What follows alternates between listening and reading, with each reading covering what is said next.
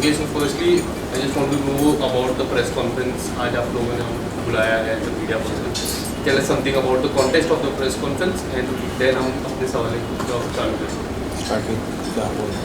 Okay, तो जैसे कि आप लोगों को पता है कि दिल्ली में मैं जब गई थी 29 को कॉन्ग्रेचुलेशंस करने के लिए कि 33% आरक्षण पास हुआ था, तो उसके लिए और अपना खरगे जी को कॉन्ग्रेचुलेशंस करने के लिए गई थी। और जैसे ही गेट पे दरवाज़ा बंद कर दिया गया और मेरे ऊपर हमला कराया गया और मेरे पापा को भी मारा गया, और जिसकी वजह से मेरे पापा मतलब लाइक अभी तक उस सदमे से, इनफैक्ट मैं भी उस सदमे से नहीं निकल पाई हूँ। तो मैंने पहले भी मीडिया में बोला था कि मैं 2-3 दिन का वेट करूँगी, तो मैंने वेट किया। मुझे लगा था शायद अब पार्टी की तरफ से कुछ आएगा या अब मुझे कोई एक रिप्लाई तो आएगा, बट कुछ भी रिप्लाई नहीं आया गया है। तो फिर अभी मैंने डिसाइड किया है कि अभी मुझे इस चीज़ पे एक्शन लेना चाहिए, क्योंकि ये गलत है। ये मतलब मेरे साथ नहीं हुआ है, ये मतलब हर देश की बेटी के साथ हुआ है जो मतलब लाइक आगे बढ़ना चाहती है या आपकी अपने हक की लड़ाई लड़ना चाहती है।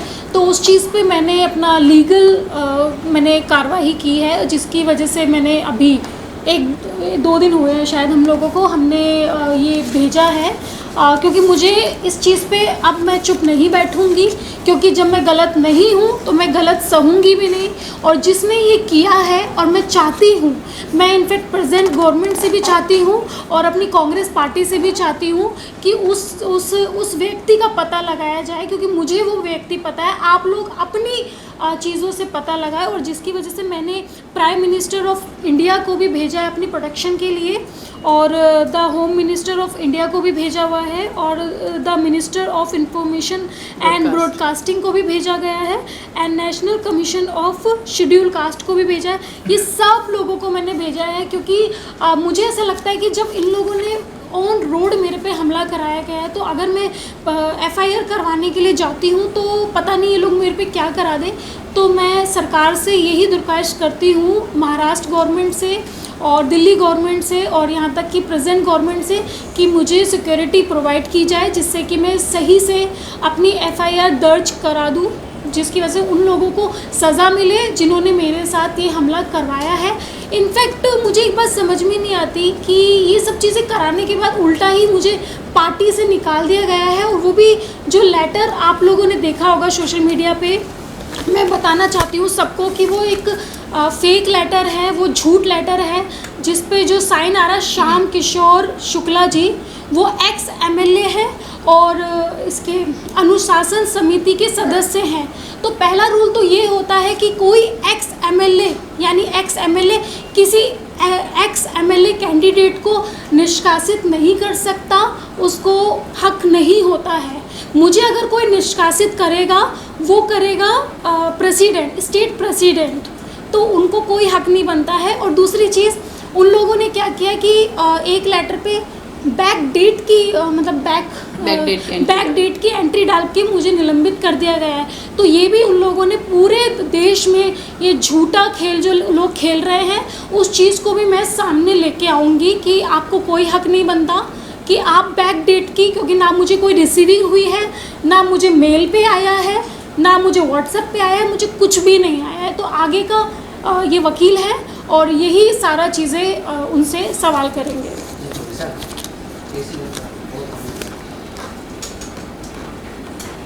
एसी बंद करिए, एसी थोड़ा बंद करिए। नहीं, एक्चुअली एसी नहीं है, वो मोटर का है।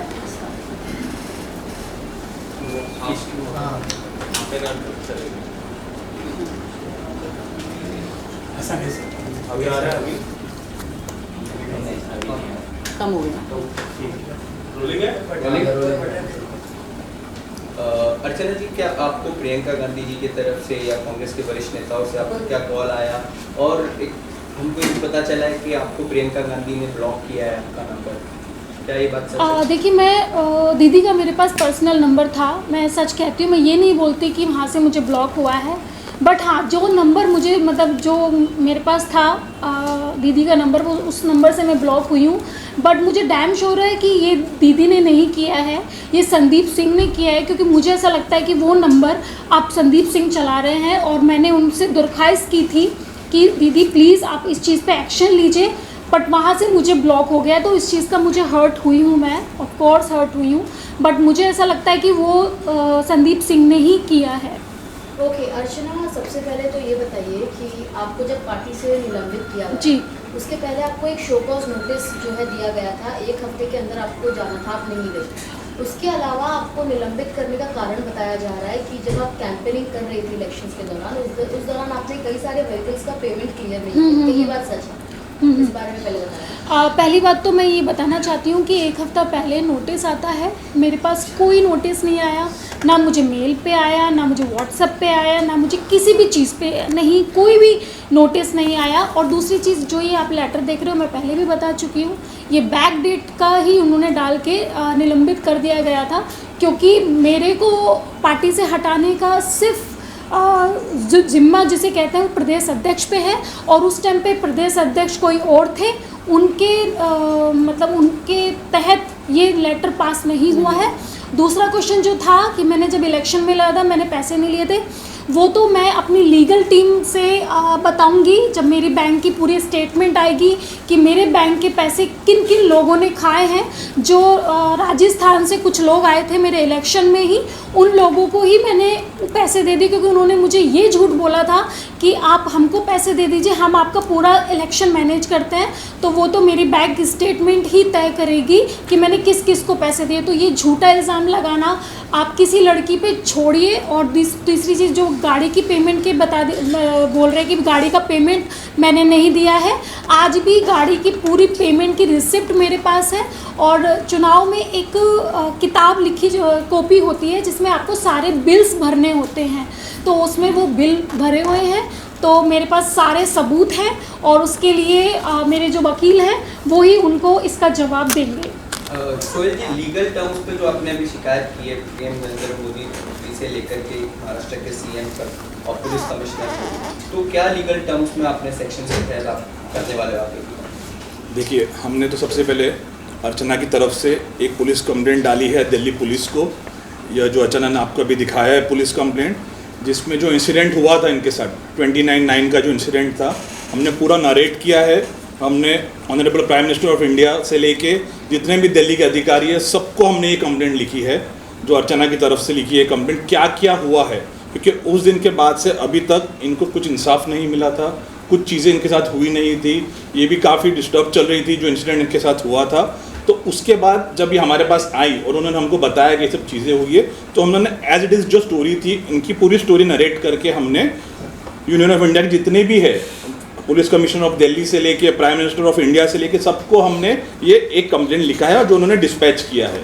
क्योंकि ये इंसिडेंट दिल्ली में हुआ था, तो इसीलिए हमने ये पूरा दिल्ली पुलिस को लिखा हुआ है। इंसिडेंट के हिसाब से एक एक चीज़ जो हुई है इनके साथ, जो उन्होंने कहा है, हमने पूरा ये दिल्ली पुलिस को लिखा के एक एक चीज़, इनकी जो चीज़ है, जो सच्चाई है, जो इनके साथ हुआ है, और होने के बाद जो आरोपी है उन पर एक्शन नहीं हुआ है, हमने पूरा ये लिखा था।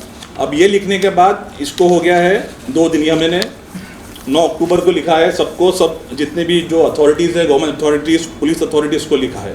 उसके बाद बट एक जो सबसे इम्पोर्टेंट जो सवाल आता है कि अर्चना जो आज बॉम्बे में है, उनको यहाँ पे भी काफ़ी थ्रेट्स आ रहे हैं, चीज़ें इनको हो रही हैं कि कंप्लेंट नहीं कर रहे हैं, जो भी इनको आ रहे हैं, ये यहाँ से दिल्ली तक अपना स्टेटमेंट रिकॉर्ड करने जाएंगी कैसे, 1। एंड सेकेंड थिंग है कि ये स्टेटमेंट रिकॉर्ड करने के बाद एफआईआर कैसे कराएंगी, क्योंकि यहाँ से वहाँ तक का जाने का इनको लगता है कि इनको थ्रेट टू लाइफ है।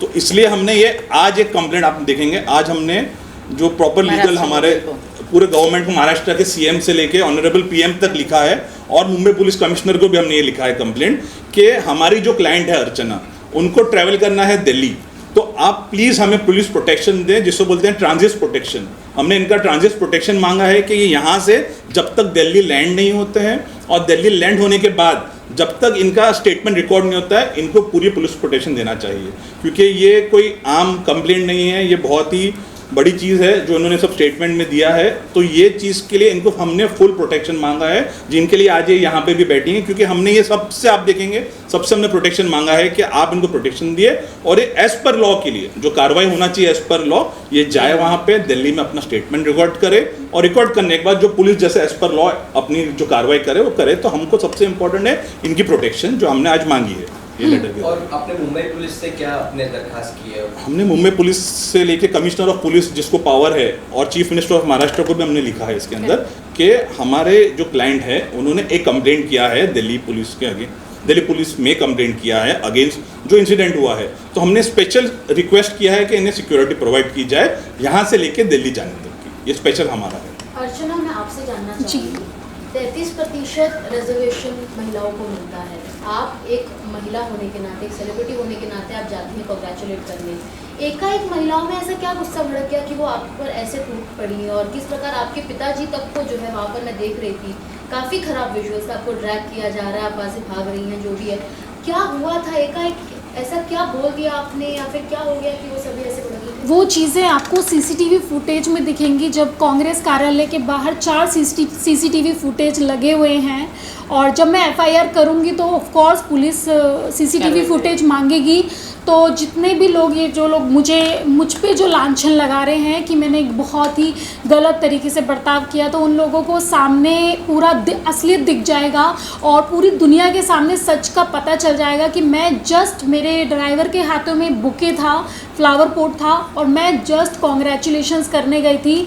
और ऐसा नहीं है, मैंने उनके पीए को, यानी जो संदीप सिंह है, उनका भी कोई पीए है जो कि अभी बैठे हुए हैं, मंत्री बन के बैठे हुए हैं, उनको भी मैंने एक रात पहले यानी 28 तारीख को 10 बजे उनको कॉल करके इन्फॉर्मेशन बोला था कि मैं 12 बजे कॉन्ग्रेचुलेशंस करने जा रही हूँ। तो उसकी भी रिकॉर्डिंग्स मेरे पास है, उसका भी सारे सबूत मेरे पास है। तो जब एफआईआर होगी तब पता चल जाएगा। उनका नाम भी धीरज गुजर है। तो धीरज गुजर को जाने से पहले ही मैंने इन्फॉर्मेशन दे दी थी। तो उन्होंने संदीप सिंह को बोला और संदीप सिंह ने ये एक दिन पहले ही पूरा प्लान बनाया गया। और आपको इतना भी बता दूं, मेरे पास सारी फ़ोटोज़ हैं।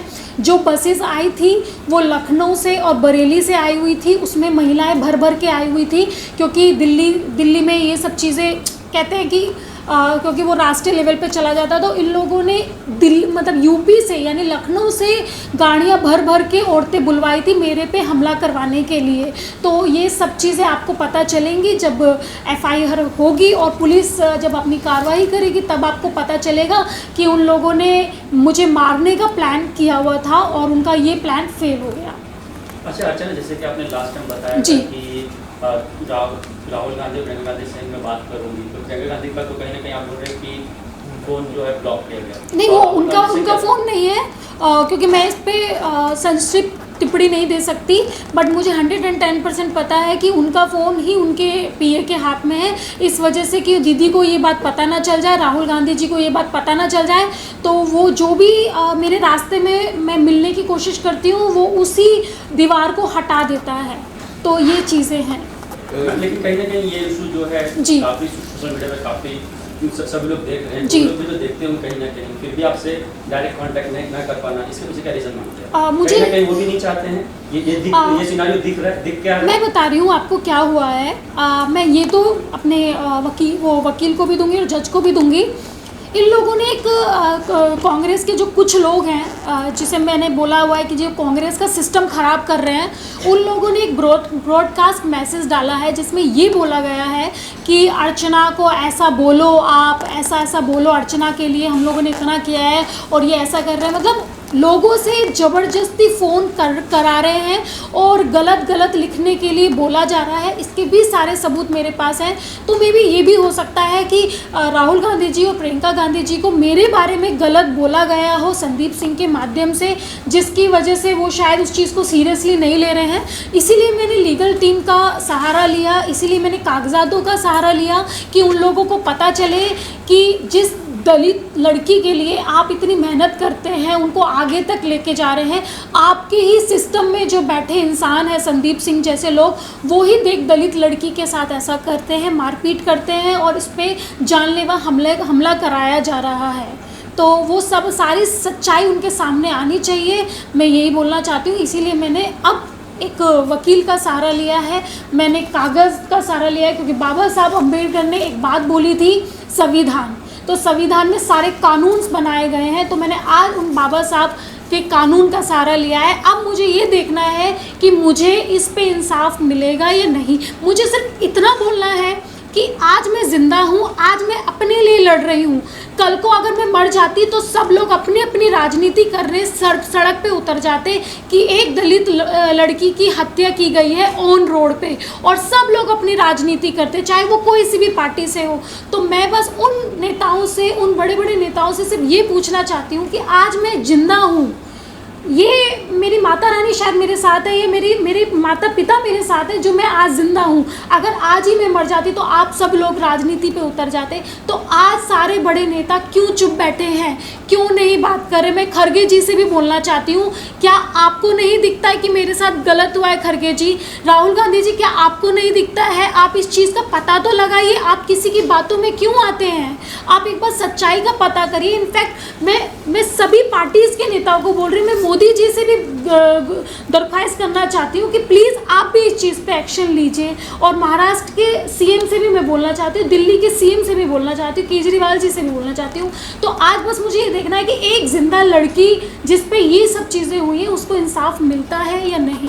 और कहीं ना कहीं विपक्ष का भी कोई कमेंट नहीं आ रहा, अब तक कोई स्टेटमेंट नहीं आ रहा ऑफिशियली, तो इस पर क्या टेक आप है? आपने कहीं किसी से संपर्क साधने की कोशिश की? देखिए, मैं अभी मुझे नहीं पता, आपको पता, मैं आपको बताती हूँ, मैं घर से नहीं निकली हूँ। मैं जब से मैं आई हूँ, मैं आई थी 29 की रात को आई हूँ। मैं 29 की रात को मैं घर से नहीं निकली हूँ, मैं चुपके बिल में घुस के बैठी हुई थी।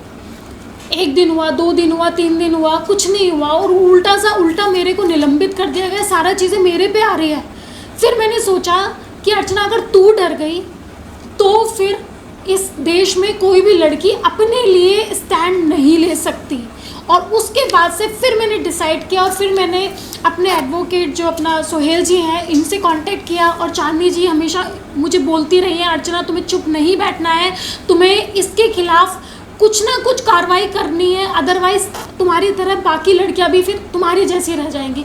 फिर मैंने माइंड सेट किया, अब कुछ भी होगा मैं ये लड़ाई लड़ूंगी और आगे सबको प्रूव करूंगी कि मैं सही हूँ और ये सब लोग गलत हैं। और आपको इस चीज़ का पता सीसीटीवी फुटेज में दिख जाएगा।